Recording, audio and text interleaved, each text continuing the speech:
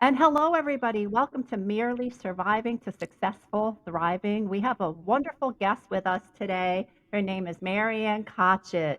We're going to just talk about things that have Anne has accomplished in her life. She's really a great advocate for women's empowerment. And I strive to be more like her every day. She is the author of Power versus Perception, which is this book right here that I read. You see that little thing in there? That's where I'm at in the reading of it. So I didn't get very far, but what I've read so far, let me tell you, I was empowered and I came alive after reading it. She's a trainer, she's a motivational speaker. She specializes mostly in leadership and communications within the business community. And I just wanted to introduce you to Anne Kochut. Welcome, Anne. Okay, great. Thank you so much. Great to see both of you, Diane and Jen. Yeah, I'm really thrilled to be here today. Life is always interesting, as they say. And I'll just give you a little bit about how the book came about and how I wound up pretty much on my own. It was in 2010, I had lost my job as a result of the financial crisis of 2008. And I found myself shoved out into a very volatile job market where it was very difficult to find a job, especially at my age. Once you're past 40, it's hard to find another job, and I never really thought that I would have a problem finding a job because I was always able to find a job easily, but I was now slotted into a different demographic, and I everything that had worked for me in the past suddenly was working against me, and it was very difficult. So after applying for jobs and getting many interviews but not getting any offers, it came up until about let me think. It was January of 2012. And at that point, I was working part time as an adjunct professor, but still looking for a full time job, but just doing whatever I could in order to survive and get through. And I was diagnosed with breast cancer for the second time. The first time I was diagnosed with breast cancer, I actually found out on 9/11, and I was also unemployed at that particular point in my life. And I went through two operations, radiation treatment, chemotherapy, and I was fine. And then I found myself looking for a job again, which I thought, okay, fine. Then I found this last job, and I worked there for 5 years. And I was really figuring that would be the job that I would retire from, but wasn't meant to be. So I lost the job again, and I'm thinking this cannot be happening a second time, but it did. So I went through having surgery. I was teaching a class at a community college. I took 1 week off. I was back in my classroom 1 week post op teaching classes, and I scheduled my chemotherapy around my classes. I was still working. I was starting to get a little bit of client work here and there where people heard about what I could do and they just kind of started reaching out to me. So I only had to reschedule just one of my client uh, opportunities because it was too close to the chemotherapy. And then I got through that. And it was interesting because I had just finished chemotherapy. It was May of 2012. So I'm lousy at math. So it was more than 10 years ago. And I guess it was 11 years ago. But and I was invited to speak at this business networking event. And I went there, and this is where it gets a little bit because I was sitting at this table. It was this huge banquet room with all of these business people in it. and I was sitting at a table and there was a gentleman sitting next to me. I didn't know who he was, but I just happened to look on the floor next to me, next to my chair. And I looked down there, and what did I see was a business card. And I just picked it up and said, "Excuse me, sir, did you drop this?" And he goes, "No." And then I looked at the card and I recognized the name on the card as the name of a student who had been in a class I had taught at the very first time I taught a college class in the spring semester of 2001. And I went over to her and I said, "Excuse me, are you the same so and so who was a student in my class spring semester 2001 at such and such university?" And she looks at me and she jumps out of her seat and she throws her arms around me and she's jumping up and down, spinning me around. And she's saying, "Professor, Professor, I'm so glad to find you. I've been trying to find you. You were my inspiration. You taught me about the 7 Habits of Highly Effective People by Dr. Stephen Covey. And you inspired me to go on and get my degree." And now here it was 11 years later, and she's showing me she's got her own little radio show. She's also an adjunct professor at this particular college. She's written books, and it's all like, wow, I'm blown away. So as a result of that experience, a lot happened to me. It was at a pivotal point. I was talking to a gentleman at that same event, and I was telling him about, I don't know what I should do. I don't know if I should start my own company. I always wanted to write a book and have my own company, but and he stopped me right there. I said, I'm getting so frustrated. I'm going on all these job interviews and I don't get any offers. And he says to me, "You are just too independent to be working for anyone. You've got too much energy. You've got too much creativity. Nobody's going to want you to work for them because they can't push you down. They're going to try to remold you. You belong in business for yourself. You belong to be writing books and inspiring people." And I'm like, wow. So then this woman, we set, and that kind of set in me like, whoa, this guy was a coach. And I had just completed my coaching certification. And this woman and we connected. She came to my house, and I was telling her the same story, how frustrated I was. I couldn't find a job and blah. And she says to me, "Marianne, the reason why God is not opening the door for you to get a job is because you're supposed to be writing books and inspiring people." She said, "I want you to come and be one of the keynote speakers at my women's entrepreneurial conference." I forget what the title of it was, but she said, I want you to be there. You need to be in front of people. So this was August of 2012.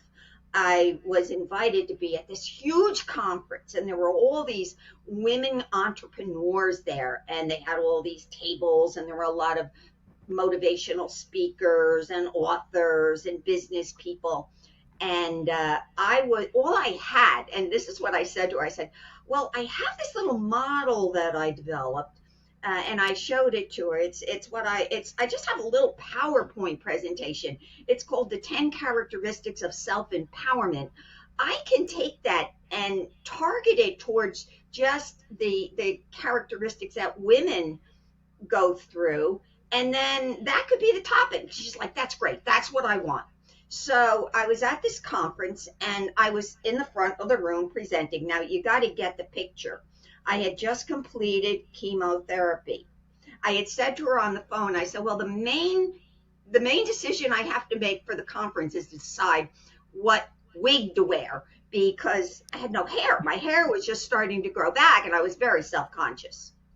And she says to me, "You don't need a wig. Just come as you are." So if I can find the picture, I could show you. I mean, I was with all these women. I had no hair. She said to me, "Just do your eyes up real big, wear big earrings, and come as you are." And that's what I did. And I I was so self-conscious, but I didn't let it affect me because I am not my hair. And that's what I was able to get to. So anyway, I'm presenting to all these women and they're loving it. They're loving it. I'm presenting my model of the 10 characteristics of self empowerment and explaining how they work and what they are. And what they basically are all of the leadership skills that we need to be successful, whether or not it's in our personal life, our professional life, or just out there in society. It's all of the things that we need to be successful. So as I'm presenting this and I'm talking, I really didn't prepare a lot because I was just speaking off of the stream of consciousness from the energy that I got from the audience. And I said, yeah, I'm going to write a book about this someday. And somebody in the audience yelled out, when's your book going to be done? And I said, I wasn't prepared for that question. And I said, well, here it is. I said, it'll be done by the end of the year. Now, remember, this was August. And I will tell you that the first draft of this book was completed on December 31st of 2012. And then the following year, I went through and it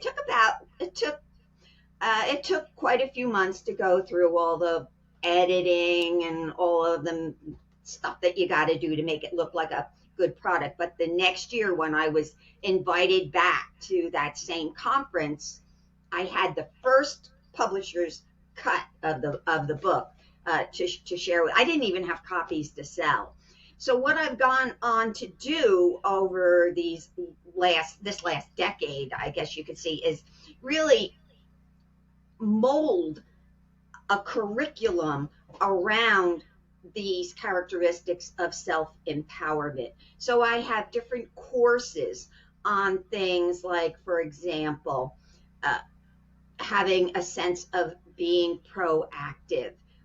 And so I have courses on goal setting and establishing a sense of personal vision for yourself, time management, setting priorities, and balancing the competing priorities in your life, interpersonal communication skills, for example, effective listening skills, assertive communication skills, managing conflict, all of the kinds of skills that we need in order to be successful in balancing our work, our life, our relationships, all of those kinds of things, and even public speaking, because how do we present ourselves? How do we come across? And that's what I've been doing. So in addition to that, I still teach right now I'm teaching at two colleges, although I'm just in the summer break right now. I still teach classes in the college. I teach non-credit business courses to individual clients that want me to come in. And I also coach individual business clients as a professional business coach. And that's one of the things that's I find very rewarding in working with people, because I believe it's important to help people and to inspire them to live their dreams, not to be miserable and going through trudging the day every day and being miserable. It's like you said, it's the difference between surviving and thriving. I believe that everybody should have a life that they love. And what I do is I help people break through those things that are stopping them. And invariably, it's so uncanny. So many people that come to me they hire me to be their coach to help them with their job and whatever. What happens is they realize they hate their job and they find another job. I just had this happen with one of my clients recently, in that we get very clear on what it is that we want and what we don't want. And once we get there, I help people to understand what is stopping you, what is blocking you. And I take that at several levels. I also do the same thing in retreats. I'm actually I'm a vetted Matt Talbot retreat leader, for those of you who know what that is. So I take a lot of these same concepts and I integrate it into those concepts, because what it's about is living life on life's terms and taking um, those those principles that many of us are familiar with and incorporating them into our everyday life. And that's what I do. I just want to put it, I think I've kind of talked enough about myself. I don't No, know how long I've been talking, but I'll yeah, just kind of no. throw it out there to you. And you could ask me whatever questions you want to ask me. I'll do my best to answer. Absolutely. Thank you so much. I mean, the personal story part of your book, it had me hooked. So now I'm starting to read the rest of it, and a couple of chapters after that. I haven't gotten too far, but your personal story about how in society, it's still really, no matter how much we like to sugarcoat it, it's still like too much of a man's world. You know what I mean? And we're trying really, hard to like insert ourselves into it, and we're finding that we don't have to because we're already there, and we were always already there, and we all already had what we needed to have. And you were also saying, oh, you help people you go to a job, you hate it, so you get another one, and like it just brings me back to that principle of like you take you with you wherever you go. And Yeah, that is such, we were exactly. just talking about this earlier because I mean, like I don't like something or somebody that somebody is saying or doing, and then I want to leave. And it really has nothing to do with them. It has everything to do with how I respond to it, Exactly. not what. So like, and I love your book. I love it so far. I love what I'm reading in it, and it just the whole, even the title of it, and it's in and of itself, power versus perception. Yeah, It's and like because the whole we thing right there. Like, we have the power. It's just we allow that perception, other people's perceptions, to squelch it and push it down, because society is trying to mold us into what society thinks we should be.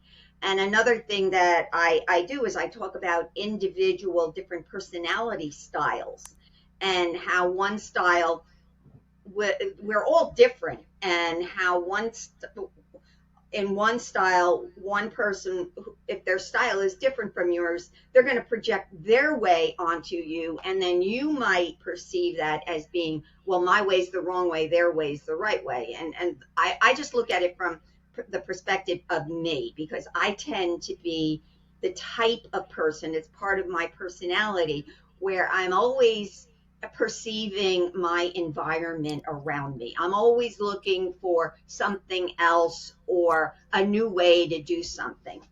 And the way I was raised, mostly in my family and in school, was that you should have closure, you should be you should be decisive, you should be organized, you should be structured. And I'm very non-organized and very non-structured. But what I got growing up was that my way was the wrong way and their way was the right way, because they were in charge. Therefore I beat myself up trying to be the way they thought I should be, but my nature was to be more flexible and spontaneous as opposed to ordered and structured.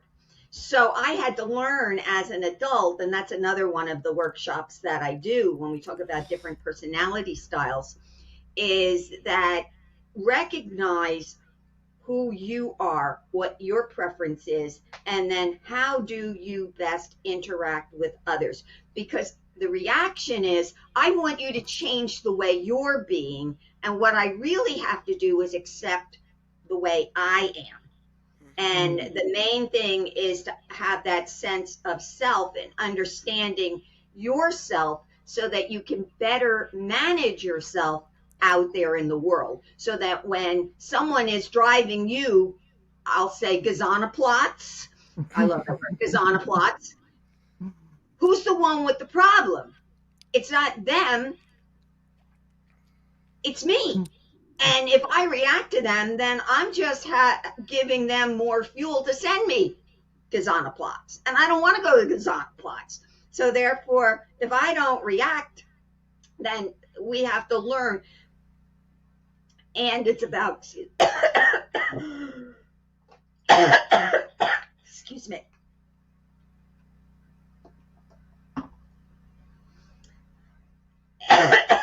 the pollen up here Yeah. is murder. Yeah. Sorry. It's okay. Do you have a cough button? We do. I think there's one that everybody coughs on the thing. Yeah. So what I have to remember to do is understand myself. So I understand that the way I recharge my energy is to be with people and interact with people and talk with people. Some people are like that. Other people tend to prefer to be by themselves and go into to when they recharge. So I have to understand that with everyone. And it's all about understanding and recognizing the differences, and not me trying to conform and be who you want me to be. For so many years, I was in an abusive marriage, and what was going on was my ex would say, "Well, you should be this way, and you should be that way," and it was always there's something wrong with me. And what I realized after a real long time, there wasn't anything wrong with me. I just needed to know who I was, and not allow myself to be abused anymore. And that was the main difference, to just Mm. understand. And then the further I got away from it, the further I distanced myself from it, the clearer and clearer it became. Mm. So Yeah. anyway. I Mm. totally identify. Jennifer, what do you got to say about that? I mean, Oh, yeah, like, yeah. yeah. I can identify huge with this. I was in a bad relationship for 27 years, and it was scary. I was uh, like programmed. It was crazy. I was stuck in this. I knew it was wrong in the back of my mind, but I didn't see a way out, and I was scared into submission. Mm-hmm. And it really took me, I did a lot of praying, and I had been planning it out for almost 6 years that I needed to get out, but I needed to get my credit straight. I Mm-hmm. needed to save some money. So I did all these little steps, and I picked up and moved all the way to Florida.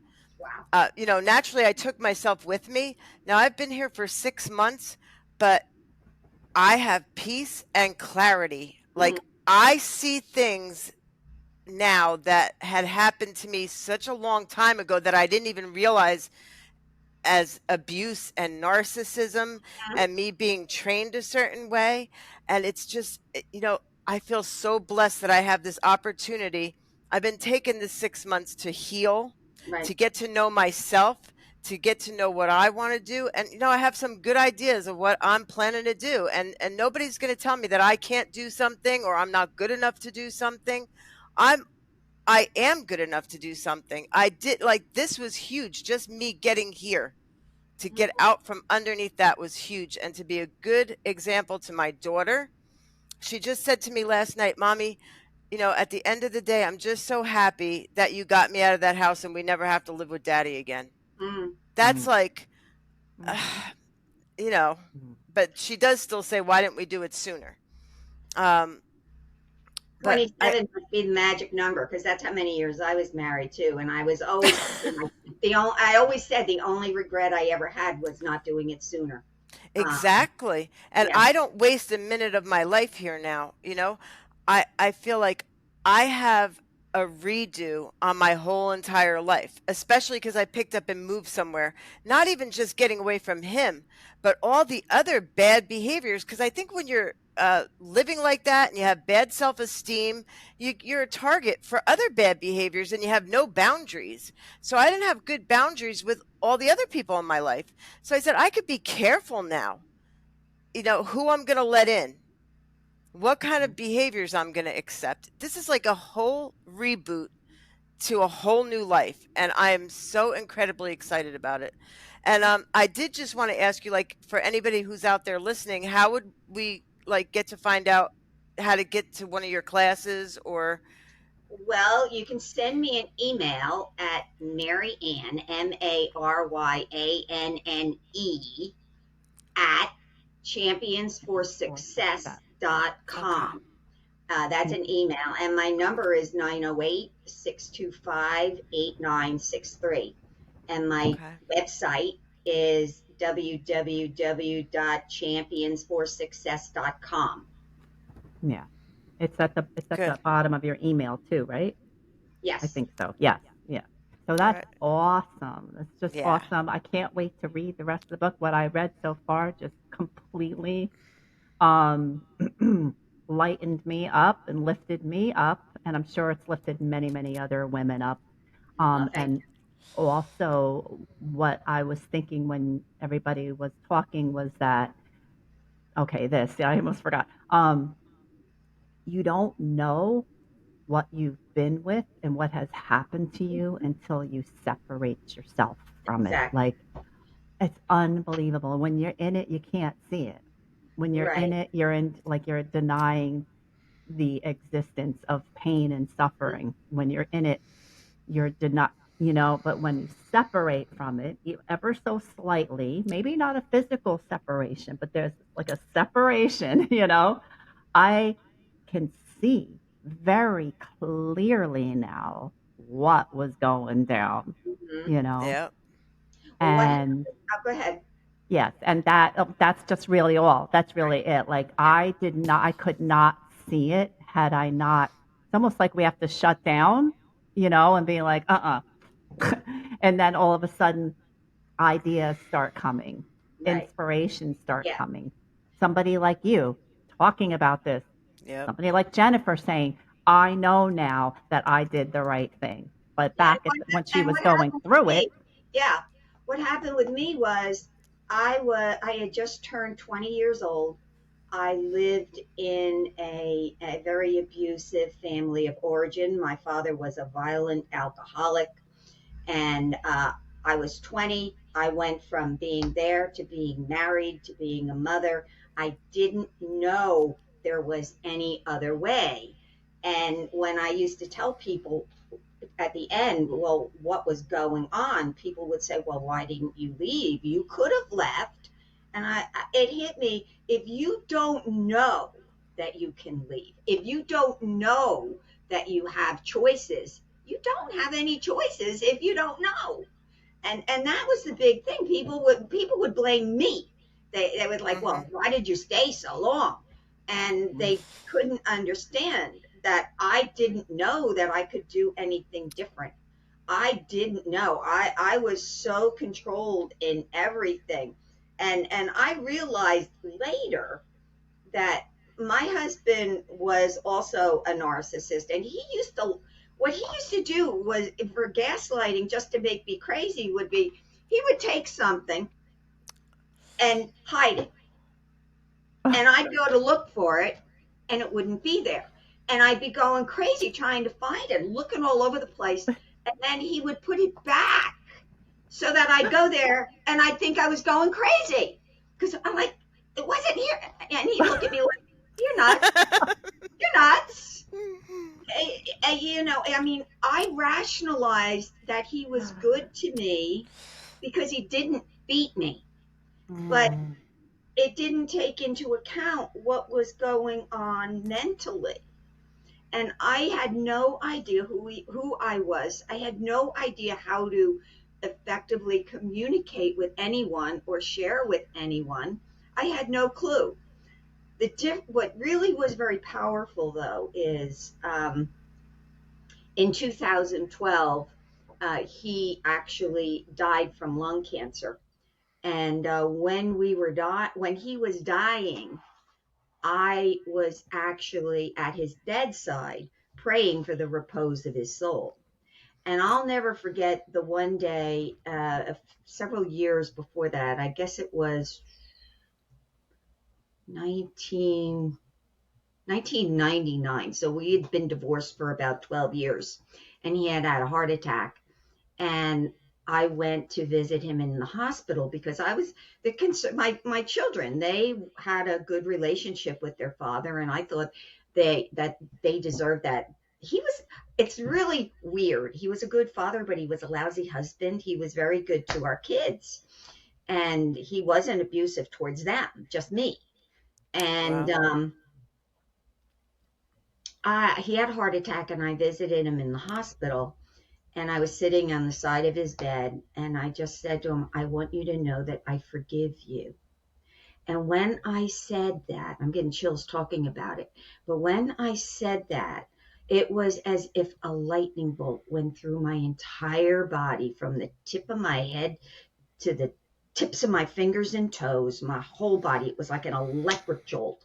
And I was freed from all of the negativity and everything that I felt towards him. So that when the time came for him to be with God, um, I was able to wish that he help and pray for him and pray for the repose of his soul. And I think that's something that, because being resentful towards him didn't help me.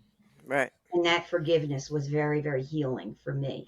And Yeah. I think it's important to know that there is healing available.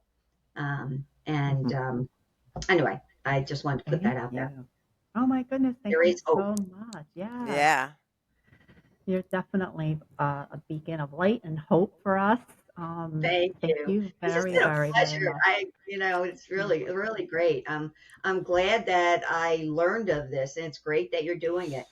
Yeah, I mean, like we try to do once a week. Sometimes it doesn't always work out, but I've been really looking forward to this, and we really, really thank you Yes. and thank you very much. I feel blessed Yeah. and lifted Me up, too. Thank you. Thank you. and we will see you next week, everybody. Enjoy All your right. week and enjoy your day.